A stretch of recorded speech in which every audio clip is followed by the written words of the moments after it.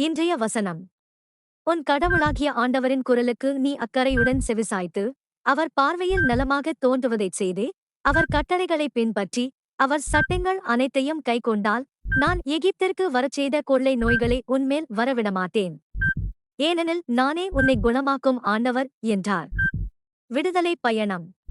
அதிகாரம் 15, வசனம் 26. If you will diligently listen to the voice of the Lord your God, and do that which is right in his eyes, and give heed to his commandments, and keep all his statutes, I will put none of the diseases upon you which I put upon the Egyptians, for I am the Lord, your healer. Exodus. Chapter 15, verse 26. ஜெபம். மகா சுகமளிப்பவரே, என் வெளிப்புறத்தின் கீழ் உள்ள முறிவுகளையும் என் உள்ளத்தை மங்கச் செய்யும் விஷங்களையும் நீர் அறிவீர். உங்கள் சீராக்கும் கிரியைக்கு வழியாய் நான் நம்பிக்கையுடன் எடுக்கும் அடிகள் என்னென்னவென்று எனக்கு காட்டுங்கள். என் விசுவாசம் மங்கியிருக்குமிடத்தில் அதை பலப்படுத்தும். என் இதயம் கடுமையடைந்திருக்குமிடத்தில் அதை மென்மையாக்கும். அனுசரிப்பு ஆனந்தமாக மாறும் வரை கேட்கும் ஆர்வத்தை எனக்கு கற்றுக் கொடுங்கள்.